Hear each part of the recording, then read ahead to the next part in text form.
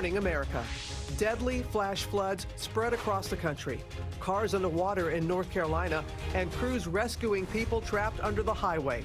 And now new concerns about a system brewing in the tropics, heading for the Gulf Coast. Ginger is tracking it right now. New threats across Texas in the wake of that deadly shooting in Santa Fe. As we learn more about those terrifying moments in the high school, how hero police were able to corner the gunman in minutes, and the shooter's father now breaks his silence. We hear what he thinks provoked the rampage. The Duke and Duchess of Sussex making their first official appearance as husband and wife this morning after releasing these official wedding portraits. The mother of the bride there with the Queen. And this morning, the U.S. bishop who captivated the world is here live on GMA. And double trouble, a huge night of champions. The winners of Dancing with the Stars, Maddie Poppy. Congratulations, Maddie. And American Idol are live right here in Times Square. And the moment from Idol that has everyone's head spinning. Maddie and Caleb revealing their dating. She actually happens to be my girlfriend. Now they're live on GMA.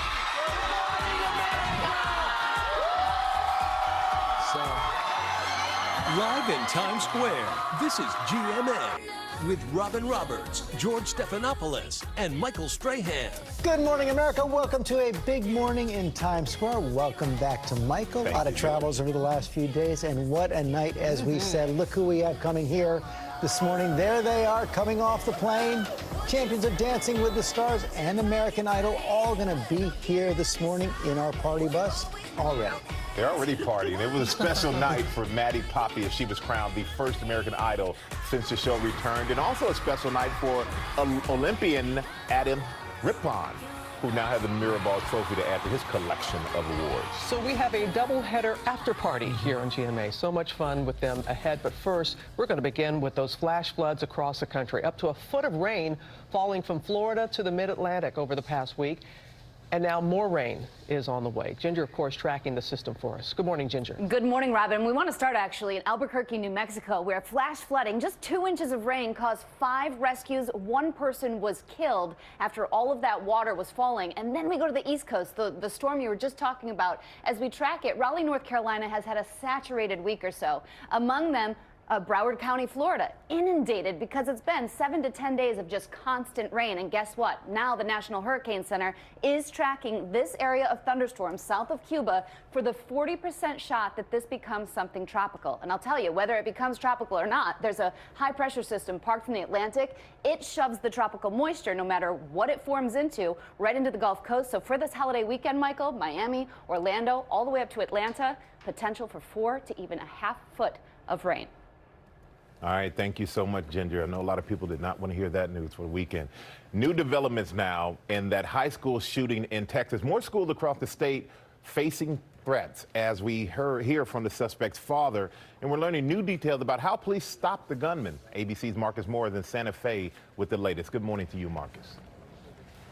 Michael, good morning. We do have a clearer picture of how the violence at this school was brought to an end, the county sheriff says, by heroic police officers. And this morning, school districts in the area are on high alert. This morning, in the wake of the deadly shooting at Santa Fe High that took 10 lives, a wave of threats targeting schools across Texas, some leading to arrests. School districts across the state announcing increased security for the remainder of the year. I'm agitated. When I have to tell her to zig and zag if anything happens at school, it's ridiculous. Now, the Galveston County Sheriff revealing the crucial moments officers were caught in a firefight with the alleged gunman inside Santa Fe High School as students were evacuating. The 2 officers that engaged that individual within 4 minutes, or approximately 4 minutes, they're heroes. They contained him in that one area, isolated to them, engaging with them. In an emotional press conference, the sheriff revealing his own granddaughter was in the school at the time of the shooting. Anybody wants to hear their heart stop and see how long they cannot breathe? Wait till that phone call comes in. Until you know they're safe. This morning, the alleged gunman, Demetrius Pagorchis, is under suicide watch at the Galveston County Jail. According to his distraught father, the high school junior was bullied, telling Greek TV, quote, "What happened, I can't even say. Nonetheless, I'm saying what I suspect as a father because I have lost my son." And now he describes visiting his son in jail. saying, quote, "He could not look at me in the eyes. He is confused, can't remember what happened. He said he wants to apologize to his sisters. He said he'll be strong and help us see this through." This morning, his son is facing capital murder charges.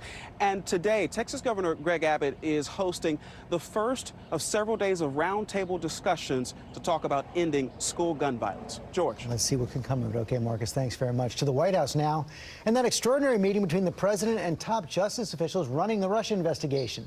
The Deputy Attorney General and FBI Director have now accepted Trump's demands for an investigation into the investigation and agreed to share more confidential information about it with Congress. Our senior White House correspondent Cecilia Vega is tracking it all. Good morning, Cecilia. George, good morning to you. An investigation into the investigation is exactly what this is, and that seems to have pleased President Trump enough to avoid a showdown with his Justice Department, at least for now. He may be in the president's crosshairs, but Deputy Attorney General Rod Rosenstein was all smiles as he left a meeting in the Oval Office. Angrier than ever about the Russia investigation Rosenstein oversees, President Trump summoned his top law enforcement officials, including FBI Director Christopher Wray, to talk about his latest demand, a tweet Sunday ordering a new investigation into whether or not the FBI, DOJ infiltrated or surveilled the Trump campaign for political purposes, and if any such demands or requests were made by people within the Obama administration. The edict sending shockwaves through Washington. That he would issue such an absurd and abusive demand based on no evidence shows just how little regard the president has for the rule of law. Clearly, this is designed to undermine the investigation. It's designed to distract from the president's growing legal troubles. The president's demand comes in response to a New York Times report claiming that in late 2016, the FBI used an informant to question 2 Trump campaign associates about their contacts with Russians. There is no evidence the FBI infiltrated the Trump campaign, but in response to the president's tweet, Rosenstein ordered the Justice Department's Inspector General to investigate the president's concerns as part of an ongoing probe. After that Oval Office meeting with his top law enforcement team, the White House says the president is satisfied with the review for now. We'll get to the bottom of it because the American people have a right to know.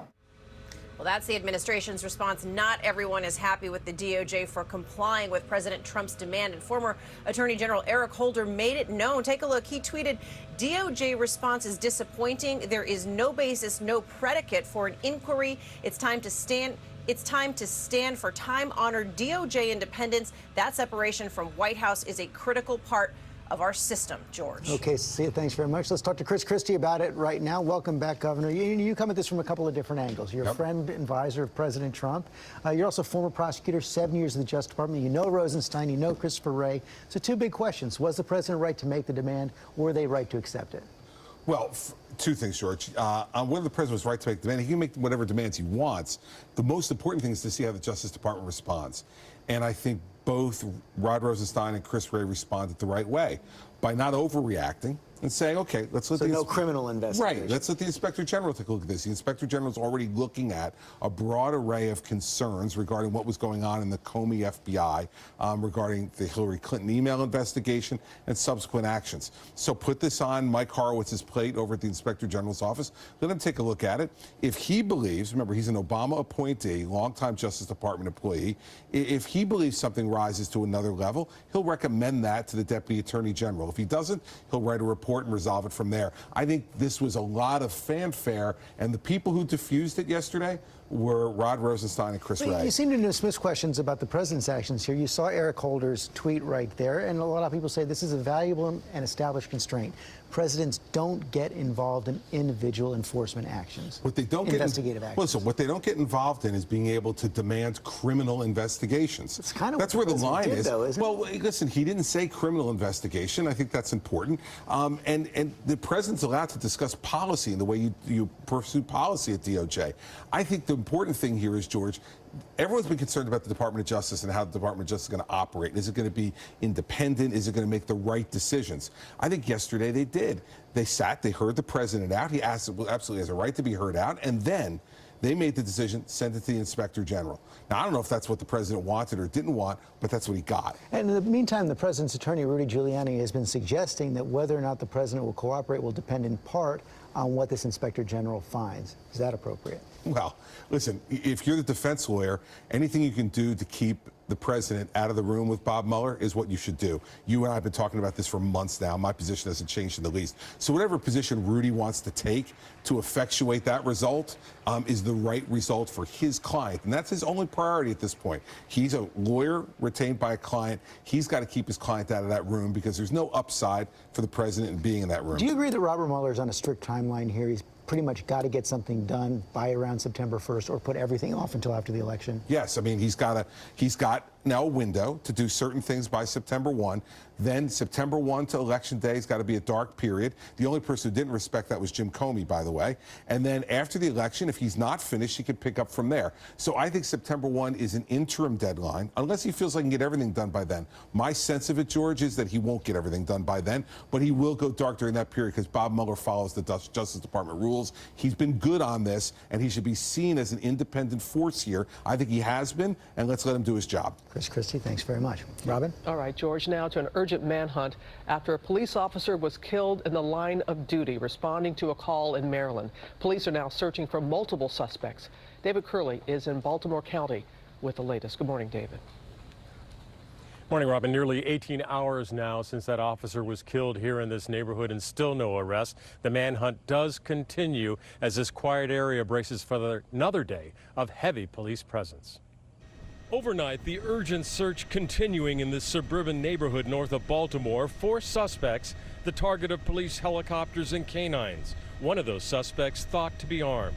Respond for a signal 13 for an officer. Just before 2 in the afternoon, the nearly 4-year veteran officer, the first female killed in the line of duty here, was responding to a suspicious vehicle, a possible burglary, when witnesses say they heard gunshots. Our officer responded to this call, and she encountered at least one suspect and was critically injured. Police are not saying whether the officer was shot or struck by a vehicle, only that her significant injuries led to her death.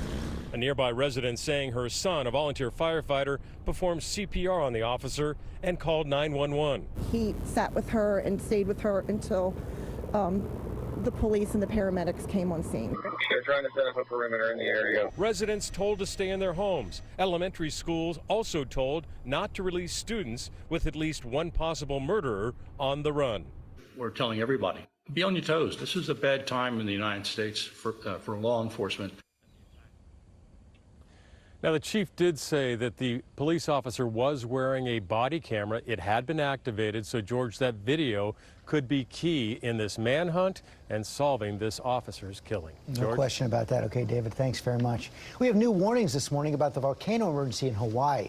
Officials now concerned about the toxic cloud containing tiny shards of glass. It's called laze, a mix of lava and haze. And our chief national correspondent, Matt Gutman, is on the scene in Hawaii. Good morning, Matt. Hey, good morning, George. And the source of that laze is right behind me. That's that roiling cauldron. It is kicking out several swimming pools worth of lava every single second. That's creating multiple rivers of lava that are going out into the ocean, kicking up all of that steam and those fine glass particles. Now, another concern for folks living here, this lava field has now pierced a local geothermal plant. This morning, that lava flow intensifying. The scope so wide that the only way to see it is from the air. Fissure 22 glowing red, dominating the landscape. So you can see Fissure 22 there, the enormous volume of lava it is putting out. You can actually feel the heat radiating 2,000 feet up. That lava lake now lapping up against the area's geothermal plant. 50,000 gallons of flammable liquid have been removed, but officials say one of its 3 wells has not yet been capped. That lava at 2,000 degrees is hot enough to melt gold and, of course, rock.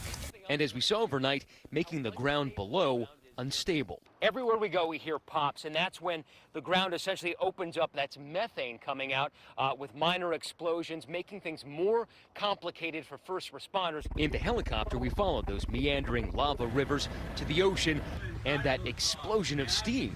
That's that plume of laze that they've been warning everyone about, which is hydrochloric acid and a lot of glass crystal. Ethan Shianoki has been flying over this area for 15 years. I've been in Hawaii pretty much my whole life, born and raised, and I've never seen an event this big. The look of the landscape is changing permanently and forever.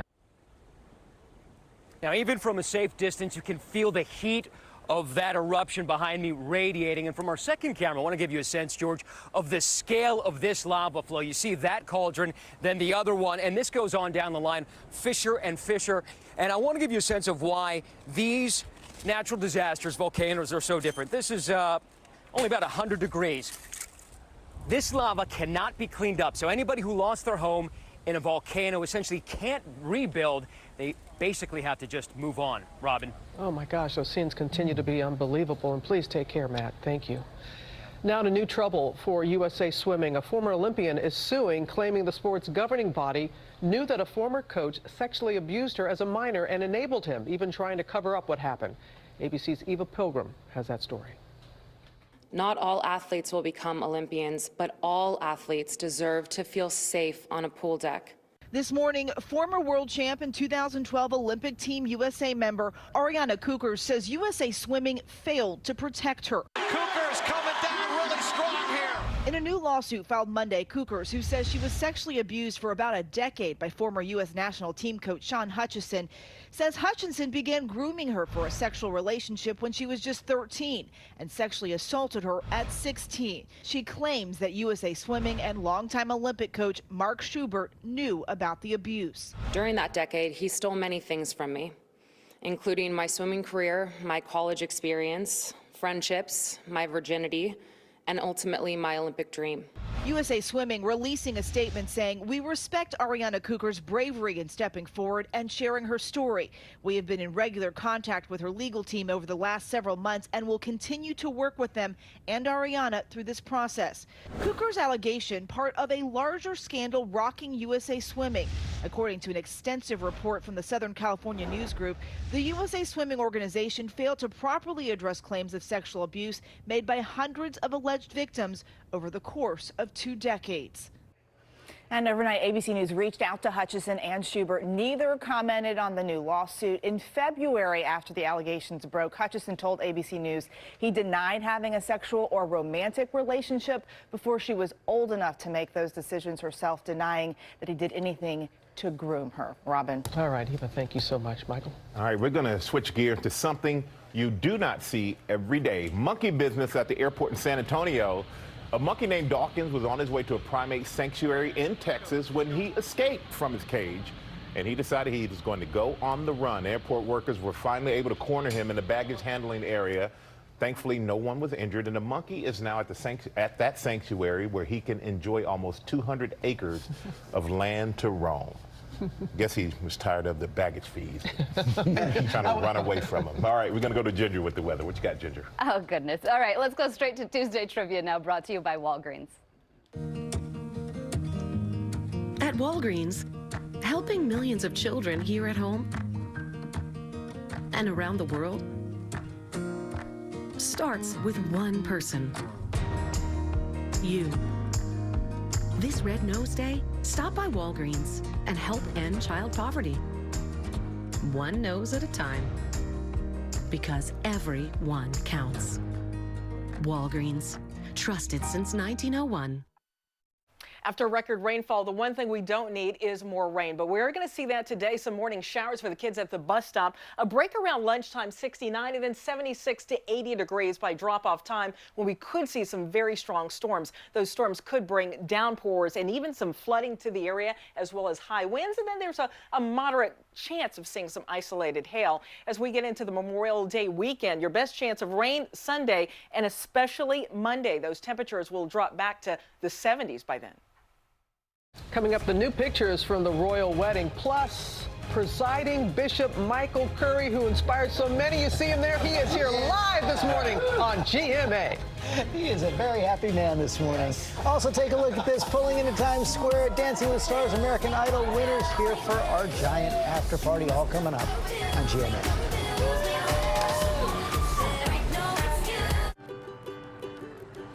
At King's Hawaiian